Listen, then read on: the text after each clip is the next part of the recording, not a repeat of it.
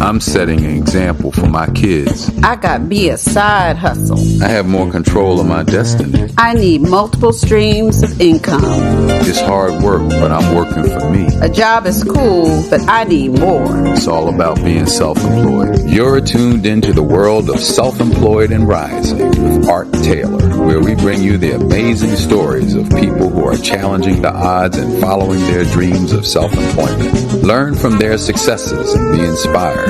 Hear creative ideas for your business and find tips to take your hustle to another level.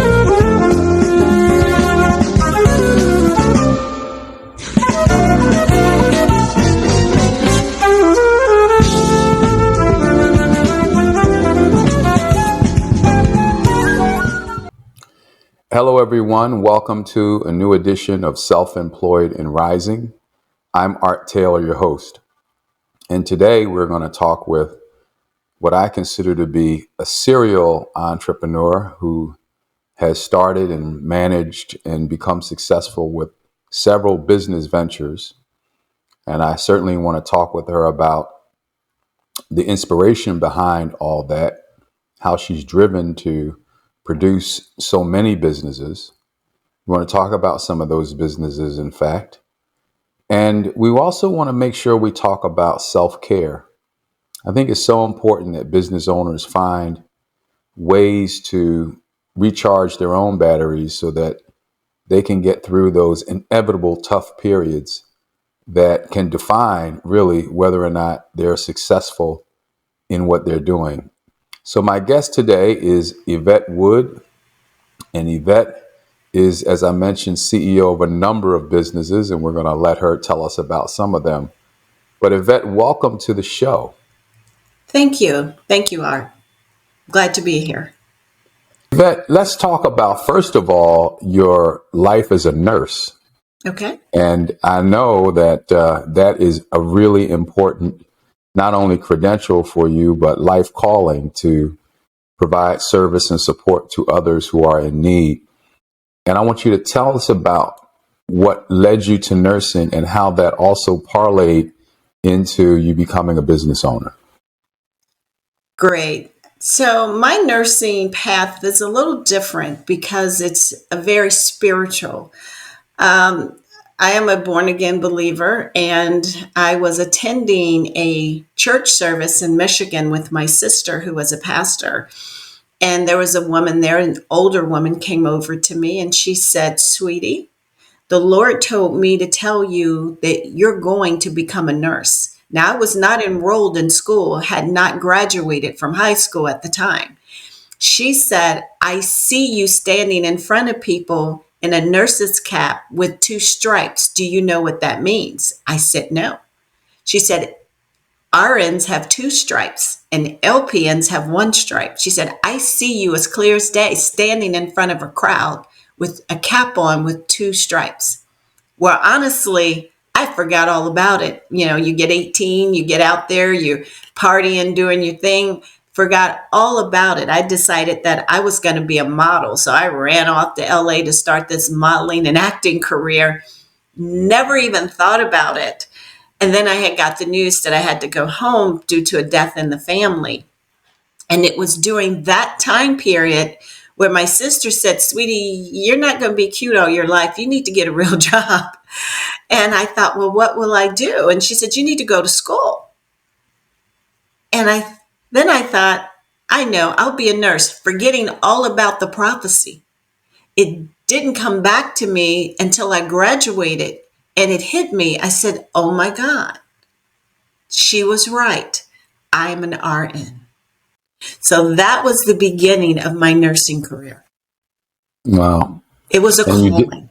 You did that for a while. You pursued that calling, literally Yes. calling, because it called you home Yes. to do something different than what you were doing before you came home, and almost fulfilling, as you say, a prophecy that you would become this nurse. So you did that for a while. And how was it? How much did you get out of it? Did you feel you were fulfilling the prophecy as a nurse? Absolutely. You can learn from anybody.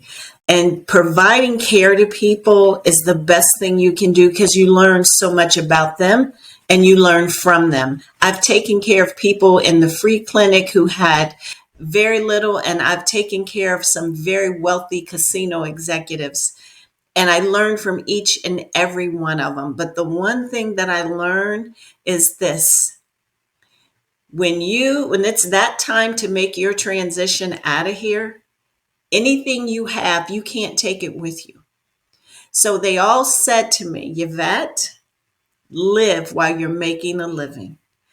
As much money as there is in the world, it's cold and it can't love you back. So love with all your heart. And that's what I learned from becoming a nurse. Loving. Well, I would think too that in any service business that you ultimately start, showing that love for your customers slash clients is going to take you far in securing their loyalty and also encouraging them to continue to work along with you, especially through those times when maybe things don't turn out as well as you hope they would with the service that you're actually providing. So you went from doing nursing, and so where did the first business opportunity come from?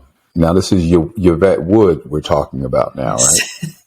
Absolutely. And the first business opportunity, again, for me, goes back to the church because I used to cook for everybody in the church. My father was a chef and I learned from him.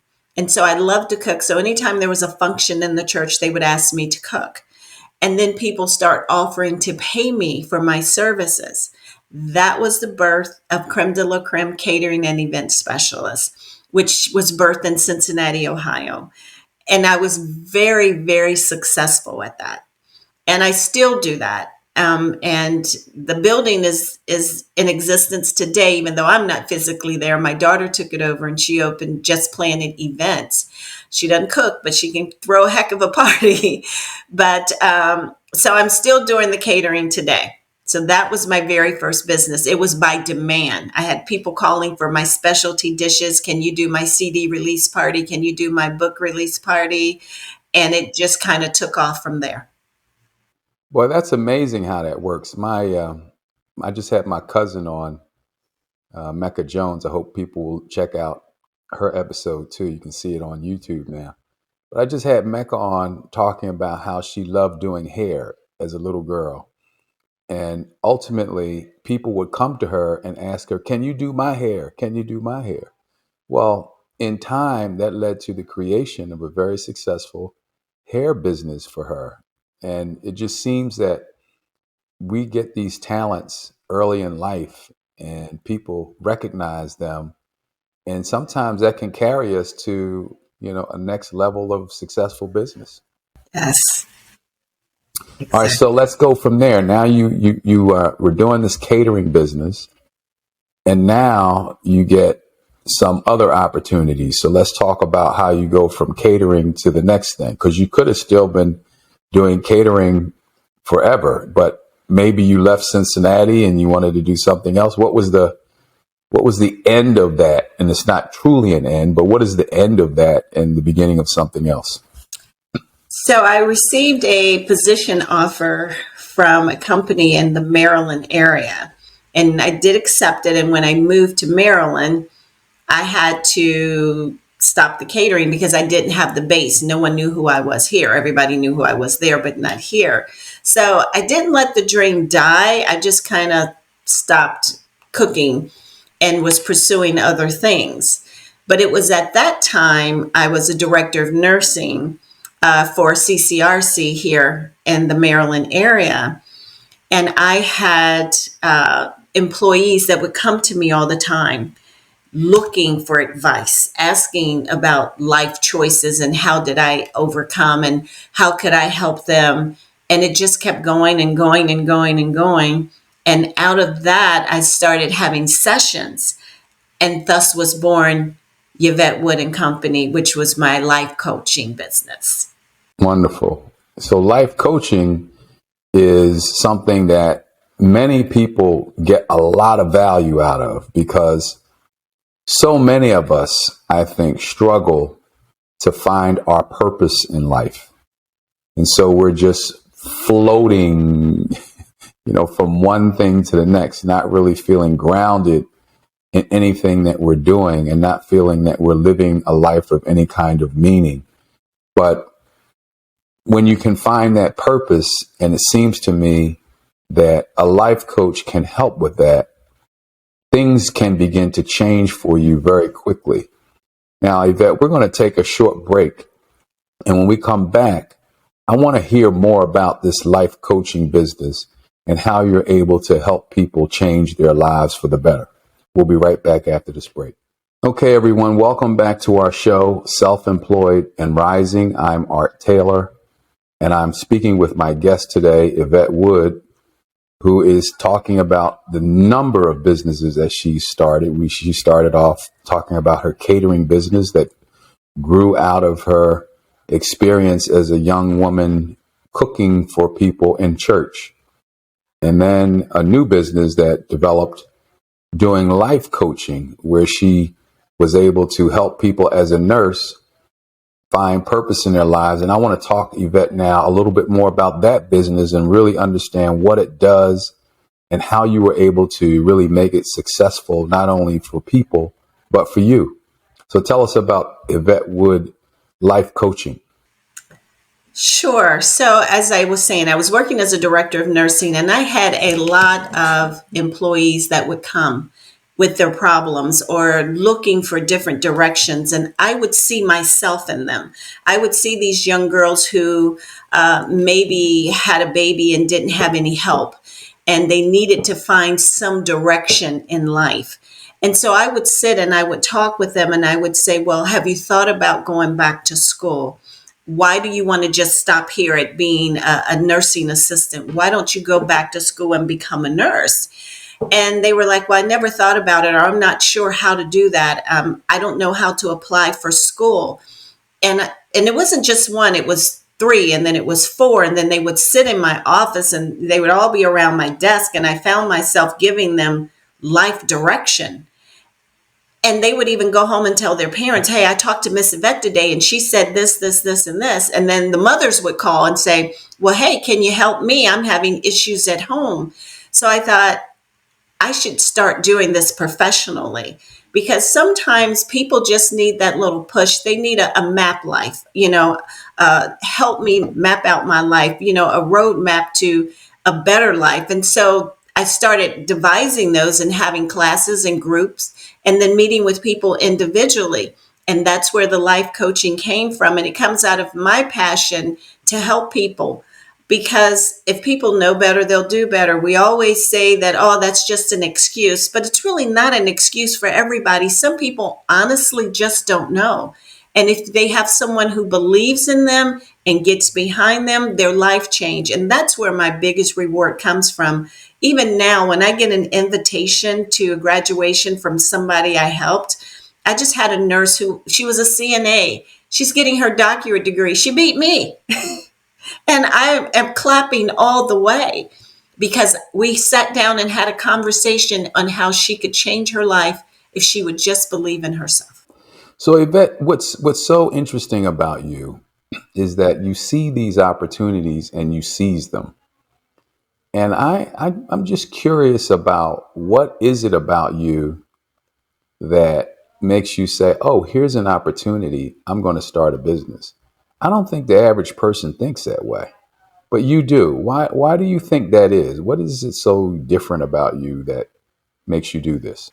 It's the drive. Yeah, everybody says you've got to be driven. It has to be in you. You have to want it more than you want anything. I was not born with a silver spoon in my mouth. And that story is in my book. I came out of the projects, and I swore when I left, I was not going back, because I have friends that are still there. They're still there.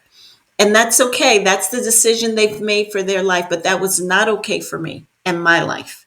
I knew that I wanted to leave my mark. I wanted to leave a legacy, which is why my other business is called Five Legacy Group. I have 5 children to whom I'm leaving a legacy to. And with that, you have to work for it. You look at all the immigrants that come into this country and they start businesses, and people were born here and they're still doing the same thing that they were doing 10, 20, 30 years ago. That was not going to be my story. I had made that my life mission, that I would not leave here without leaving a legacy to my children. So you said a couple of things that I got to pick up on. First of all, this idea that others come to this country and start businesses, which I will say, and one of the reasons I'm doing these shows, is to help people appreciate that to get the best of America, it seems that you have to focus on owning a business. All of our incentives are built to encourage business ownership. Now, I do understand that some people, some types of people, have been denied some of the opportunities that others have received. But that does not mean we should shy away from these and should not seek to overcome those hurdles, because, again, the advantages go to people who own businesses. And so I think you're completely right in saying that there are others who come to this country. Well, they come here because they know the advantages accrue to people who own businesses. Why do you think, though, that some people, Yvette, particularly those who don't have many alternatives in the workplace, even, or those who don't have a whole lot, or those who are in poverty, don't necessarily see what you saw? What is it about so many people that they languish rather than seeking out opportunities and taking advantage of them? I believe it's all about the mentality. They don't think that they can. They don't think that they would ever be anything more than where they are now, and so they don't even try. And that's the tragic part about it. Because I have spoken to some smart people, very smart people, that will not even try to find a job. Just like, why? What for? And it's that mentality that nothing's ever going to change in my life. But if they only knew that they could do it, they just need to try. The first step is starting. There's just start anywhere. Start out of your house. I remember as a little girl, my neighbor, Miss Ruth, that I talk about in my book, she started selling ice balls for 10 cents, then she started selling other stuff. And the next thing you knew, they had a store. You got to start somewhere. And it's just get up and try. Yeah. And if you fall, get up again. If you fall, get up. Get up again. Get up. Just keep getting up. That's the thing. I mean, I just think we are sometimes risk averse. We think that failure, or if you don't succeed at it, is somehow a black mark in your life, and it's not. It's really what Americans do.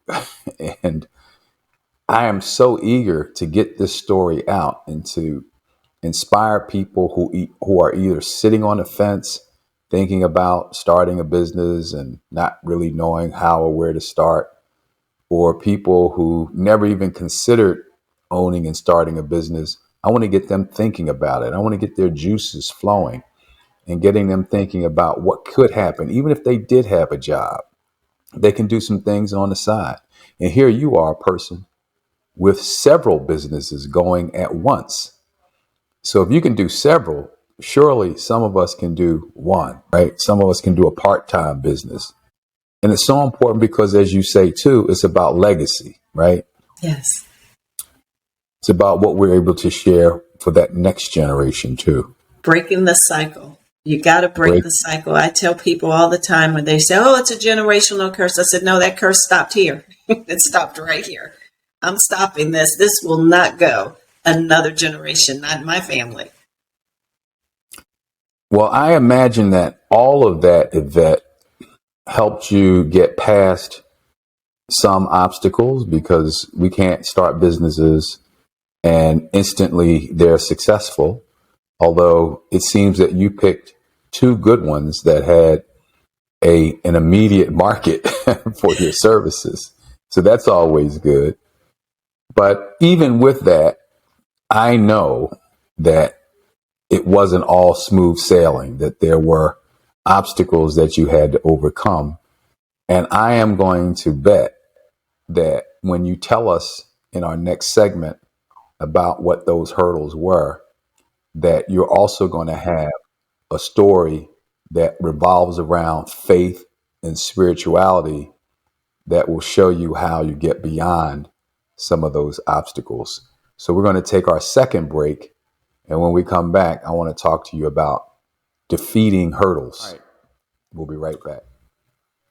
Well, welcome back to our show, Self-Employed and Rising. I'm Art Taylor, and I'm here with Yvette Wood, and we've been having a great conversation about what it takes to get beyond your fear of starting a business.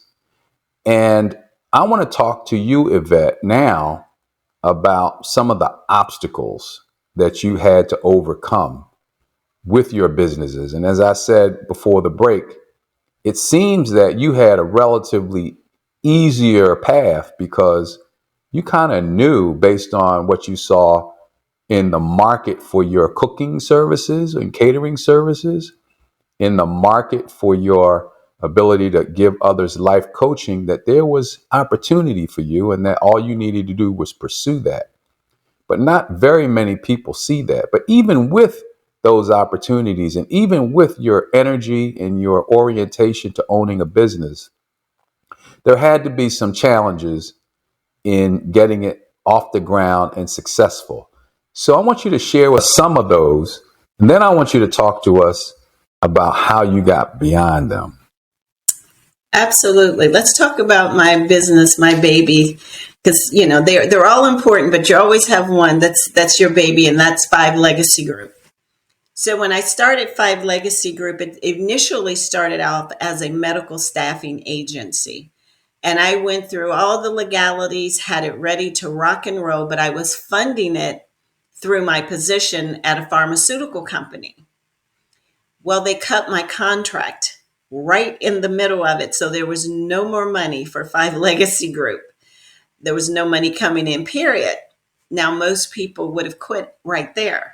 But I'm like, I'm not quitting. I'm going to find a way. So I kept looking for ways to get contracts. So eventually I did get a contract. And I'm like, okay, I got my first contract. I can make it. Signed the contract. They called and they canceled. And they're like, well, we don't need you after all. So I'm like, now what am I going to do? And thank God for me that I had a really good friend, my accountant, who said, I'll front you the money to keep you going, to keep you afloat.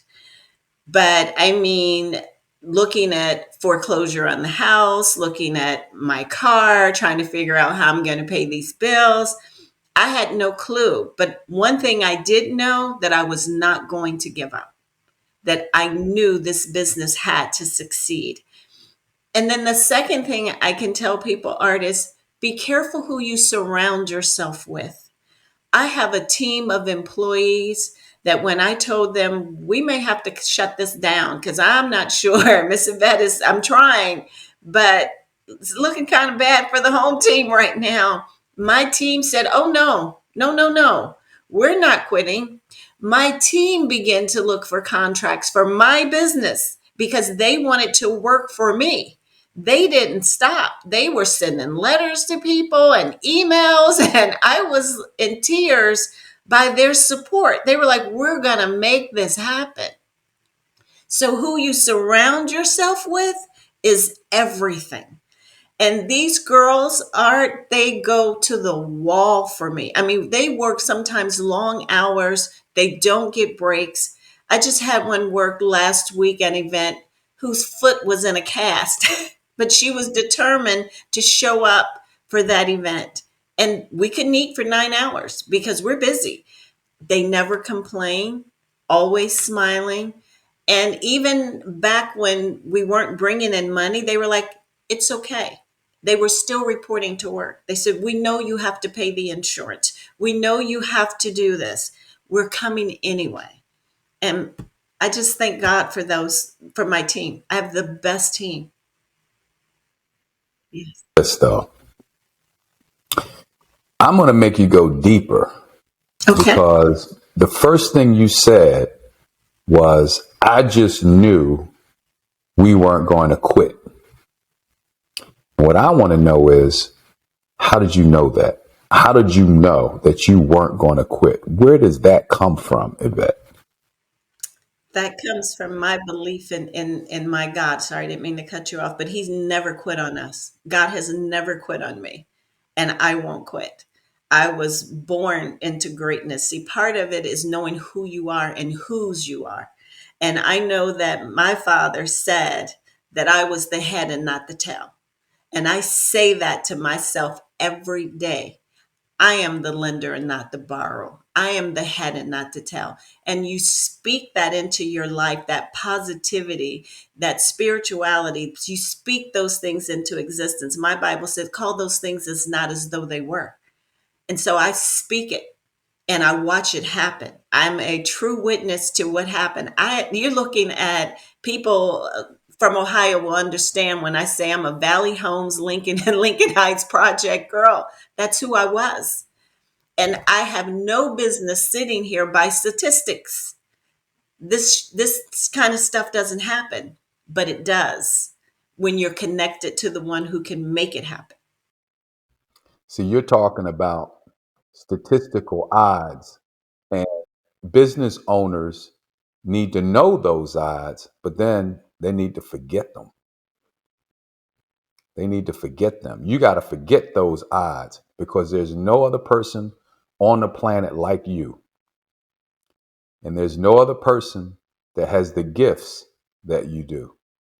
And so believing in yourself, believing in a higher power that is supporting you and is with you is what drove you, it seems, to say that to yourself, to say, we are not going to quit. And I got to say, not quitting is probably more than half the battle because the businesses that don't succeed are the ones that quit. Generally, people aren't putting you out of business. You're putting yourself out of business. Maybe because you see a better opportunity. Let's hope so. But if not, you're putting yourself out of business and probably because you just decided you wanted to quit. So you have to have that spiritual, that fortitude that keeps you going, even when there are these moments that seem existential for your business. Now, Yvette, also you talked about your people. How do you go about discerning the people to surround yourself with?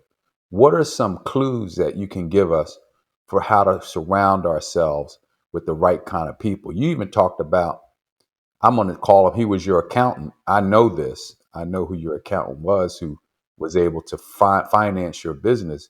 Even with your vendor, you kind of knew who to surround yourself with. So you have a certain degree of discernment. How do you do that? How do you find that? I have conversations with people. It all starts with relationships. And it's not necessarily testing people, but the Bible says you'll know them by their fruit. And if people are giving back to you as much as you're putting in with them, then that's a great person. If you're doing all the giving and they're doing all the taking, they're not on your side. So when I interview, when I hire my staff, I ask them questions just to see how they're going to answer them. And then I said, you interview me. What do you want in a supervisor? What are you looking for? And then I would ask them, what do you share with me your dreams? How can I help you build your dreams? I said, you plug into my dreams and I'll plug into yours. We're a package deal. And I do that. My girls do everything, and I have two guys, so I shouldn't say my girls, but they do everything I do. Aaliyah makes the prettiest cakes you ever wanted to see.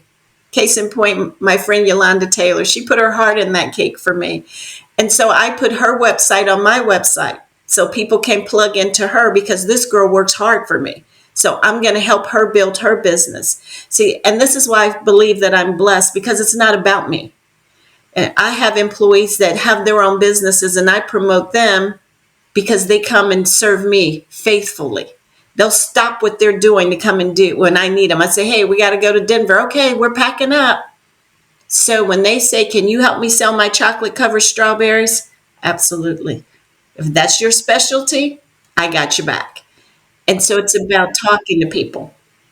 We're going to have to take another last break, and I want to continue with this. But when we come back, I also want to talk about your vision, because so much of what you said is based on you never having to go back to Lincoln Heights. So I want to talk about your vision for now and in the future. We'll be right back. Well, hello, everyone. Believe it or not, we're in our last segment now of our show this week, Self-Employed and Rising. I'm Art Taylor, and Yvette Wood has been just laying it down for us today. And we have just a short 10 more minutes to speak with her about her vision. And I know that part of her vision is wrapped up into this new business that she has about caring for each other and self-care. So Yvette, let's hear a little bit more about that, your vision for it, and where you see it going.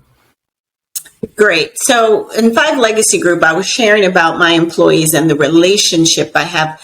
They're not just my employees. They're like my children. They're all younger than me. And most of them do. They call me mom because I care about the whole person, not just them showing up to work, but how are they feeling? How are they doing in their lives? How are they doing in their marriages? How are their children? How's their health? I have one particular employee who's a very fragile diabetic. And so we all make sure on the team when we're on assignments that she has her breaks, that she has her food, that she stays hydrated. We've learned to care for one another. And as entrepreneurs, that's one thing we kind of let slide when we get into the grind. We're trying to make this happen. We're burning long hours. We're driving all over town, and we're forgetting to take care of ourselves. And that's important. Wouldn't you agree, Art? Yes, it's absolutely important. You have to take care of you. If you're not taking care of you, as my wife would say, who's a former flight attendant, if you're not putting your own oxygen mask on, there's no way in the world you can help anybody else. And you certainly can't be successful in a business. But the orientation that lots of business owners have is that they're so driven, which is important. You have to be driven. But you have to be driven to do the right things, right? You can't just be driven to put your head down and do the business all the time. You got to go out and get some air. You got to put your thoughts to something else for a minute because you learn things. There are different things you have to do for you in order to be successful, no matter what it is you're doing, and businesses is included. So I want to hear more about this self-care because, first of all, I know it's a growing industry. I know that people are coming to recognize, especially since COVID, the importance of taking care of their physical, mental, and emotional. And sometimes we'll take care of the physical, and there's some emotional and mental tied in that too.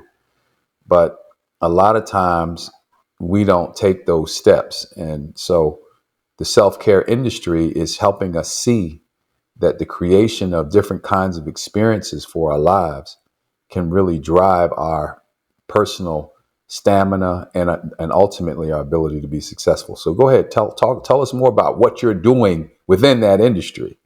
Absolutely. I mean, first of all, as an entrepreneur, the first thing we should do when you wake up is this right here, H2O. You need to drink one full 8-ounce glass of water. I prefer cold because of thermogenesis. It gets the body stimulated and moving for the day. You have to stay hydrated. I keep my vitamins next to my bed because after I drink my first glass of water, my second glass, I take my vitamins with just a couple of teaspoons of applesauce or something because your body needs that. Your mind needs that. You can't think clearly if you're run down and you're tired and you're weak. So you want to make sure you're drinking your water and you're taking your vitamins.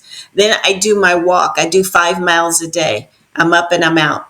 And I'm praying while I'm walking. So there's my mental. I call them my prayer walks. I'm spending my time with my headphones on, talking to my God. I'm getting myself ready for my day. Then I can come in and shower and I'm ready to tackle it. You have to have a set routine. You have to make time for yourself. Yes, it's the grind. Yes, you've got to take phone calls and send emails and go to businesses, but it's all for nothing if you're not here to enjoy it. So set your routine of self-care. Remember, self-care is healthcare, and it is important.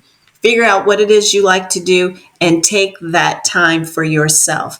And then there's times when you have to let it all go. Put the business down, close the computer, close the cell phone, and just have your woohoo moment. And for me, I like movies. So I'll go to a movie. I'll take the time and I'll think I've got 100 things I got to do. But taking that step away for that movie could be the difference in that 100 things I have to do, and maybe a stroke or a heart attack, because your blood pressure goes up when you're pushing yourself like that, because you're running. I'm a witness. I was running through airports, grabbing a Milky Way and a bottle of Coke and a Starbucks, and my health was starting to deteriorate because I was not taking time to take care of myself. And somebody needs an idea, I can give you one. Put a healthy food spot in an airport. Somebody, because there's nothing there that's really healthy. It's all fried or fast food or sandwiches. I'm like, does somebody know how much money they could make if they put something healthy in one of these airports? Because there's people like us that want to eat healthy, but we have no options. So there you go. There's a free business idea for somebody. I don't feel led to do that one. Well, and also what you said, the healthcare system. I mean, get checked up. Go to get a checkup every once in a while. Have somebody take your blood pressure and do blood tests, and really check on yourself and make sure you're in good shape. And that can be an important thing just to remember as well. But let's talk now, Yvette, about this vision, because you are driven. But the vision you were driven by was not having to go back to the days of Lincoln Heights in Cincinnati. How has your vision changed? And what do you see for your business in the next 5 to 7 to 10 years? My vision has increased and it is coming to pass. When I first moved to Maryland, I lived in Jessup, right near BWI, near the airport. And I went outside one day and I looked up in the sky and I seen 4 airplanes crossing at one time. Had never seen that before. I mean, they were all crossing at the same time. I thought, wow, that's close. I'm glad I'm not in the plane because I might have been terrified. Well, not too long ago, I had a job and I was working in Vegas. While I was in Vegas, I got a call for another job to come to New York. And I thought, how am I going to do this? Because they were overlapping. So my daughter was with me, who's my right arm, Megan. I said, Megan, I'm going to have to send you to New York. But I knew she would need help. So I called Cincinnati and I called my other daughter. I need you to get somebody to run your reception hall. I need you to go to New York. And then I called my son in and his wife, who are attorneys in Cleveland, and had them fly to Vegas to replace the daughter that was leaving. So right there were 4 airplanes going in 4 different directions. And it came back to me. I thought, wow, there it is. It's coming to pass.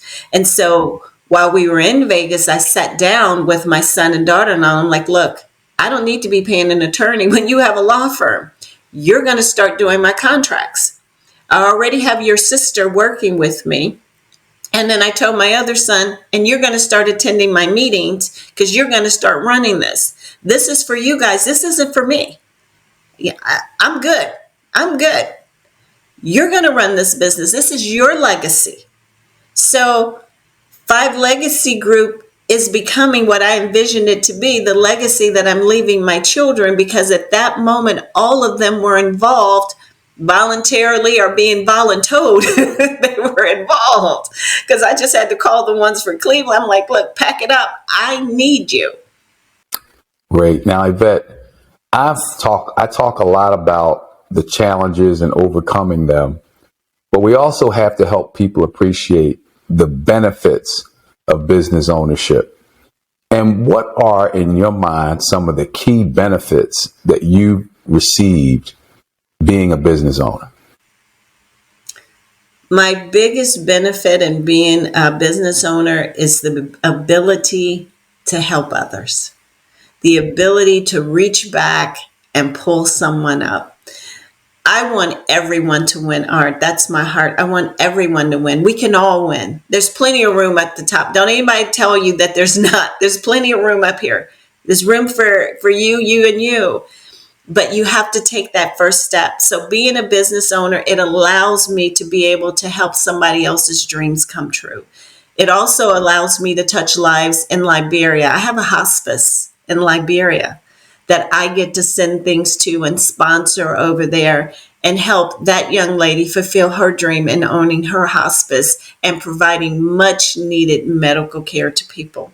And it's not, people, oh, how do you know it's not a scam? Because she was here with me in the United States and I sent her over there. So I know it's not a scam.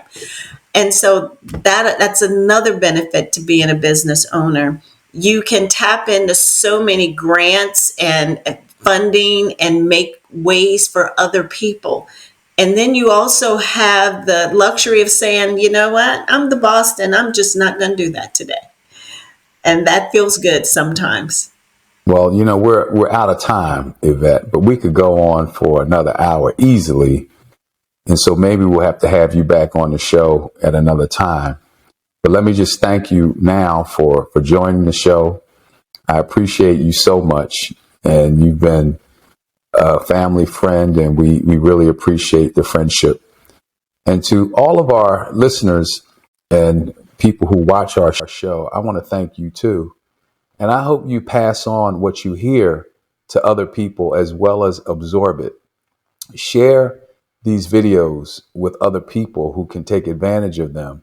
These are real people who have great knowledge and experience that I know others can benefit from. So until next week, I wish you well and success with your business venture. And we'll see you back here next Thursday for another edition of Self-Employed and Rising. I'm setting an example for my kids. I got me a side hustle. I have more control of my destiny. I need multiple streams of income.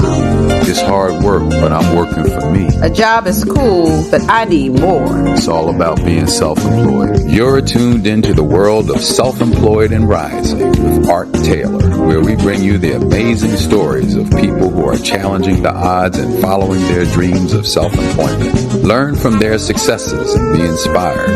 Hear creative ideas for your business and find tips to take your hustle to another level.